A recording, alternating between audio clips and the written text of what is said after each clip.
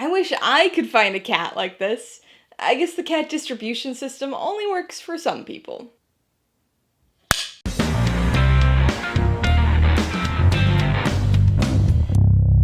Hey everybody, welcome to Mainly Movies. As part of my coverage of the 2025 Sundance Film Festival, today I'm going to be talking about the 2025 dark comedy drama, Sorry Baby, which will get a limited theatrical release through A24 on June 27th, before opening wide on July 18th. If you're new here, please consider subscribing for a variety of movie-related content, like reviews, rank lists, and trailer reactions. All my reviews include a breakdown of the pros and cons, my rating, and even some tailored film recommendations, so be sure to watch through to the end of this video for all that extra content. Sorry Baby stars Ava Victor, Naomi Ackie, and Lucas Hedges, and was the directorial debut by Ava Victor. It tells the multi-year story of Agnes, a woman struggling to mentally and emotionally recover from a traumatic incident that occurred during grad school. Making a movie is hard. I know that probably sounds a little eye-rolling, but it's true, and something that I think we as audiences often forget. We get so hyper-focused on judging the final output that it's easy to forget the hundreds or thousands of moving parts that need to be coordinated in order to produce that product.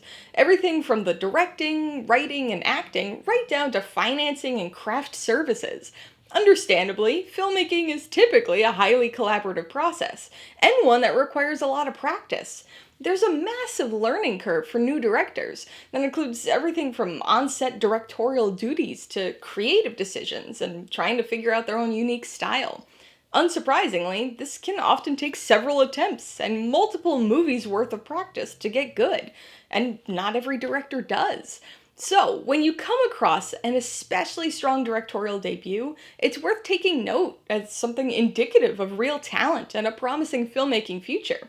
But when you come across a very strong directorial debut that was also written by and starring the director, well, that's something extraordinary. That's Ava Victor's Sorry Baby. This is a unique film. It's sort of slice of life, but not quite so freeform. It's sort of mumblecore, but not a low-budget hangout movie. It sort of has a plot, but also feels intentionally rudderless within its set story bounds. The whole thing is initially presented as something a bit cryptic. From the cute cat poster to the vague logline, it's not exactly clear what you're getting yourself into. I know that was definitely the experience that many of us had at Sundance, and it might throw people a bit at first, but the result is impactful. In spite of some humor in the opening scene, it becomes clear early on in the film that something happened to Agnes. Something bad. You also quickly realize that her best friend seems to be the only other person who knows about it. Perceptive audiences will probably have at least an inkling of what happened to her, but the movie takes its time with the actual reveal. This film's story is presented using a non-linear structure, broken up into 4 years that are cryptically and sometimes humorously named using on-screen intertitles. Names like The Year with the Good Sandwich. This film is bookended by segments of the story's 4th and final year, ensuring that we see the end of the story, or at least close to the end, before letting us see the backstory. I know that general opinions are often mixed on nonlinear storytelling, and that sometimes it can feel like it's being used with no real purpose, but this structure is actually perfect for this type of story. It's incredibly easy to follow, and never confusing, but creates some initial tension and mystery before very effectively showing the impact that trauma can have on a person. And that's really what this movie is, an examination of trauma and the lasting effects it can have on somebody's life. Now, I can already see people slowly backing away from this film. I know we seem to get a lot of trauma dramas these days. They're often pretty feel-bad movies and proceed through their stories predictably. But Sorry Baby handles things a little differently. It's not a movie that spends the whole time building up to the traumatic event, nor is it one that immediately opens with it. In fact, it never even shows the event in question. We eventually get a recounted description of events, but at the moment, we just get a long take from outside a house, followed by an equally unsettling long take as the protagonist makes her way home. There's no big struggle, nothing visually dramatic. Instead, the film handles the portrayal of the event with a degree of nuance and grace not often seen in movies like this. This movie's far less about the traumatic event than it is about the lasting implications of that event. the effect that it has on Agnes, her friendships, and her general outlook on life. As I mentioned earlier, Sorry Baby opens with a scene from year 4 of the story, before jumping back to year 1, right before the incident.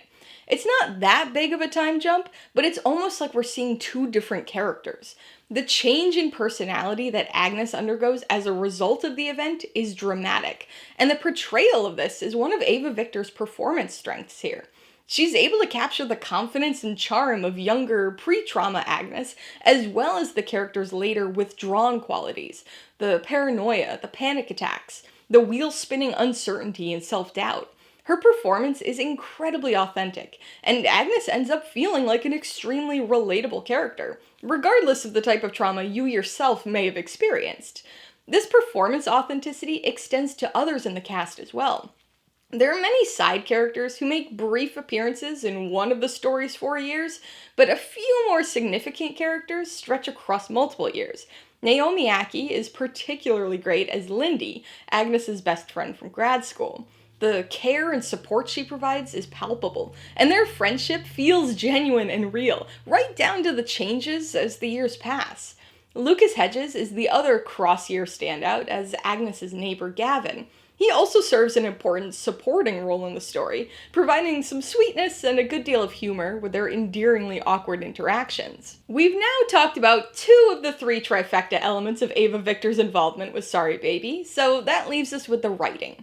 This film won the Waldo Salt Screenwriting Award at Sundance this year, and let me tell you, it was a very deserved win. This was definitely one of the writing standouts at the festival this year. I already talked a bit about the nonlinear structure and its enhancement of the story, as well as the authenticity with which the characters were written, and subsequently performed. But there's more to this screenplay than just that. The script is excellent, full of memorable dialogue and great conversations and interactions among characters. I take notes when I watch movies I plan to review, and one of the things I always do is jot down any quotes that stand out to me. Usually I end up with 3 or 4 quotes for a movie, but I ended up with 10 for this film, due to the funny but impactful dialogue. The writing is poignant and frequently downbeat, but also consistently very funny. It's written in a way that feels like these are real characters, with real relationships, in real moments. This rarely feels like it's just a movie. But a screenplay is more than just authentic dialogue and a framework for the story structure. It also sets the tone of the film. And that's one of the things this movie excels at the most, deftly mixing both dark humor and very heavy themes into one cohesive presentation. A lot of movies try to craft this type of mixture, and some even succeed, but it's very hard to get the right tonal blend. Some movies make the easy mistake of just using humor to cover up the heavier dark stuff, often trying to make it more palatable or entertaining for audiences. But that's not what's happening here. Yes, it can be entertaining at times, but the humor's not really there for our benefit, or to just try to get a laugh out of us. Instead, its incorporation is more authentic and natural feeling than that, used by characters as a coping mechanism, or to humorously highlight the absurdity of common reactions to intense or uncomfortable situations. And this film does such a good job at switching between its tones, with the direction, screenplay, and performances all playing a part. This is a very darkly funny movie, but it's also a sad one, frustrating, uncomfortable, and full of pain, both spoken and unspoken. That could have resulted in some extreme and jarring tonal shifts, but this movie somehow manages to avoid that issue. It never feels jarring, seamlessly transitioning between different tones, even within a single scene. Honestly, that really encapsulates the film as a whole. It's a heavy movie, and one that feels like it's going to be a very dark and jarring experience, but instead it ends up impacting you in a surprisingly smooth kind of way, and somehow feels almost hopeful and uplifting. Needless to say, it's impressive filmmaking, and quite the directorial debut. We definitely have to keep an eye out for whatever Ava Victor does next. Alright, let's talk about the pros and cons. Pro number 1 is definitely the screenplay. Probably not the most surprising pro. I mean, it did win the Waldo Salt Screenwriting Award at Sundance after all. This story and its writing feel very real, coming from an authentic place. It's often sad and almost always quite poignant, but the writing's also surprisingly funny too, allowing the characters to believably express a wide range of emotions in response to something inherently traumatic. The second pro is the tone. This is certainly something that stems from the first pro, but is a positive and significant enough aspect that it deserved its own separate recognition. This movie does an exceptional job of balancing dark humor with some very heavy themes, not to cover anything up or make light of traumatic situations, but rather as a relatable coping mechanism for the characters. This blend of fairly dichotomous tones is tough to do, but this film manages to do it well, in a way that never feels jarring, even when the tone drastically shifts mid-scene. Pro number 3 has gotta be the performances. This also inextricably ties to the other two pros, but it's hard not to be impressed.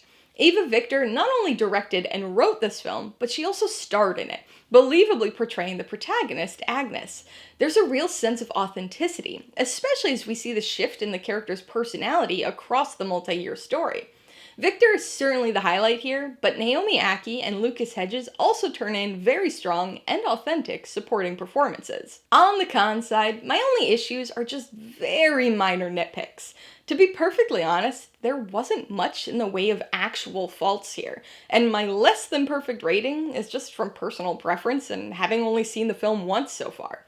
I guess if I really had to come up with something tangible, it would be related to the structure of the film. For the most part, I think the nonlinear approach really works, and is in fact beneficial. But there is one segment of that feels way shorter than all of the others, and a little extraneous as a result. However, it's certainly nothing overly detrimental to the story. Before I give you my rating and recommendations, I want to remind you that if you're interested in buying Sorry Baby, or any of the other films I mentioned today, I do have affiliate links for all of them in the description below. I get a small commission from anything you buy using one of my links, so I'd really appreciate it if you'd use them if you're in the market for any of these movies. I'm gonna give Sorry Baby 4 out of 5 paws, though I wouldn't be surprised if this rating goes up after a rewatch or two. This is an emotionally honest and captivating story about life and learning to process and come to terms with trauma. Utilizing a nonlinear structure, plus a standout screenplay and performances, it exhibits brilliant tonal control, seamlessly moving between humor and heavy thematic content, all while providing the audience with an authentic, relatable character who's exceptionally easy to connect with. I would recommend Sorry Baby to just about anyone. It's the kind of well-made independent film that'll appeal to any movie fan, and features a story that most people will be able to enjoy, appreciate, and be moved by, regardless of their own personal experiences. That said, I would especially recommend this movie to women in their 20s and 30s. People who have experienced the same type of trauma as Agnes will probably find an additional layer of validation or catharsis from the film. But really, anybody who struggles with trauma, depression, or feeling like they're stuck or behind in life will likely find this movie extremely relatable. If you liked Sorry Baby, I would recommend A Real Pain. As another film that saw a Sundance premiere, this film boasts a similar director, writer, actor trifecta and a fantastic script that impressively balances humor with heavy themes and deep emotional pain.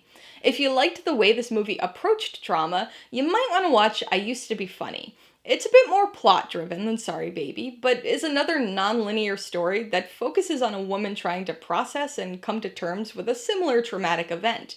And if you'd prefer something a bit less downbeat, you should check out Frances Ha. This comedy drama lacks a distinct trauma through line, and is far more slice of life and unstructured, but follows a 20-something-year-old dancer as she struggles to follow her dreams in New York City. Alright, a couple questions for you guys. Number 1, have you seen Sorry Baby? If so, what'd you think of it? And number 2, what's your favorite movie that features a character learning to process their trauma? Be sure to leave your answers in the comments below so we can get a discussion going. Alright, so if you got some enjoyment, insider information out of this review, I'd appreciate it if you'd hit that like button. And if you haven't done so already, please hit subscribe while you're at it to see more videos like this. Till next time, this has been Alyssa with Mainly Movies, the way life should be.